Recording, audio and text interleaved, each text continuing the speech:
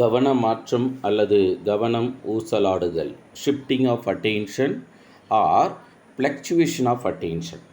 தொடர்ந்து ஒரு பொருளின் மீது 10 வினாடிகளுக்கு மேல் நாம் கவனம் செலுத்த முடியாது. இருந்தாலும் பள்ளி கல்வித்துறையில் 45 நிமிடம், உயர்கல்வியில் 1 மணி நேரம் 60 நிமிடங்கள் கற்பிக்கப்படுது. அப்படின்னா என்ன சார் பொருள்னா, ஒவ்வொரு 10 வினாடிக்கு ஒரு டைமும் நம்மளுடைய கவனம் மாறி மீண்டும் நம்ம பாடப்பொருளின் மீது கவனம் வந்துடும். சரிங்களா? அதனால் 1875ஆம் ஆண்டு உர்பன் கிச்சால் என்பவரால் கவன மாற்றம் என்ற கொள்கை உருவாக்கப்பட்டது. கேள்வி கேட்கலாம், கவன மாற்ற கொள்கையை உருவாக்கியது யார்? ஆப்ஷன் ஏவில் கேட்டலு, ஆப்ஷன் பியில் வில்கம் உண்டு, ஆப்ஷன் சியில் உர்பன் கிச்சாலு, டியில் அட்கின்சன் அப்படின்னு கொடுக்கலாம். அப்படி கொடுத்தாங்கன்னா உர்பன் கிச்சால் சரியானது. எடுத்துக்காட்டாக, ஆசிரியர் வகுப்பறையில் நடத்தும் பாடத்தில் கவனம் செலுத்தி கொண்டு வரும் மாணவனின் கவனம் அவ்வப்போது வகுப்பறைக்கு வெளியே நிகழும் நிகழ்ச்சிகள், போவோர் வருவோர் பக்கம் சென்று திரும்பவும் ஆசிரியர் பாடத்திற்கே வருவது கவன மாற்றம். பார்வை கவனத்தில் ஏற்படும் மாறுதல்களை கவன ஊசல் என்றும். நீங்கள் தனி ஊசல் அறிவியல் பாடத்தில் பயின்றிருப்பீங்க. ஆரம்ப புள்ளியிலிருந்து இறுதி புள்ளிக்கும் மீண்டும் ஆரம்ப புள்ளிக்கும் வரும், அதை தான் நம்ம ஊசல். அதே மாதிரி தான் கவனம். நம்ம பாடப்பகுதியிலிருந்து கவனமானது விலகி சென்று வெளிப்புற சூழ்நிலையோடு தொடர்பு கொண்டு மீண்டும் ஒவ்வொரு 10 வினாடிக்கு ஒரு டைமு நம்ம பாடப்பொருளின் மீது வந்துடும். அதனால் ஆசிரியர்களே, கவன மாற்றம் என்பது இதுதான். அதற்கு அடுத்ததாக கவன வீச்சு. இதை புலன்காட்சி வீச்சு என்றும் பார்வை கவன வீச்சு என்றும் அழைக்கலாம். ஒரே பார்வையில், ஆசிரியர்களே, ஒரே பார்வையில் மிக குறுகிய நேரத்தில் எத்தனை பொருட்களை அல்லது தூண்டலை ஒருவன் உணர்ந்து அறிகிறான் என்பதே அவனது கவன வீச்சு.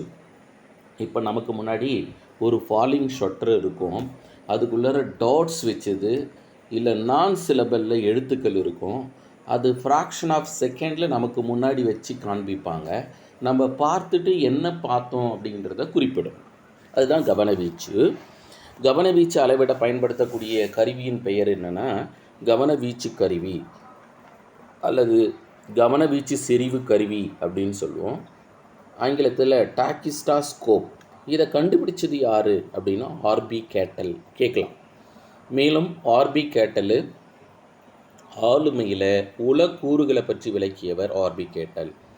1859ஆம் ஆண்டு சர் வில்லியம்ஸ் ஹாமில்டன் என்பவர் முதலில் கவனவீச்சு சோதனையை மேற்கொண்டார். ஆசிரியர்களே, இங்கே பாருங்கள், டாசிடாஸ்கோப்பை கண்டுபிடிச்சது கேட்டல், ஆனால் முதல்ல கவனவீச்சு சோதனையை நடத்தியது சர் வில்லியம் ஹாமில்டன். கவனவீச்சில் அதிகளவு தனியால் வேறுபாடு இருக்குது அப்படின்னும், கவனவீச்சு திறன் ஆளுக்கு ஆள் அல்லது மாணவர்களுக்கு மாணவர் மாறுபட்டு அமையும் என்றும், பளிங்கு கற்களின் மீது சோதனை செய்து கவனவீச்சை கண்டறிந்தவர் அப்படின்னா ஜென்சன். அப்படின்னா என்னென்னா, அந்த பளிங்கு கற்கள் பல்வேறு விதமான வண்ணங்களில் இருக்கக்கூடிய அந்த மார்பிள்ஸ், அந்த பளிங்கு கற்களை கிரவுண்டில் அள்ளி போட்டுட்டு அதை நிறங்களை கண்டறிந்து சொல்லக்கூடிய ஒரு சோதனை. முதிர்ச்சி அடைந்த ஒருவனின் கவனவீச்சு 6 அல்லது 7 இருக்கும். எடுத்துக்காட்டாக, மிக விரைவாக செல்லும் வாகனங்களுக்கு 4 முதல் 6 வரையிலான எண்கள் தரப்பட்டிருக்கும்.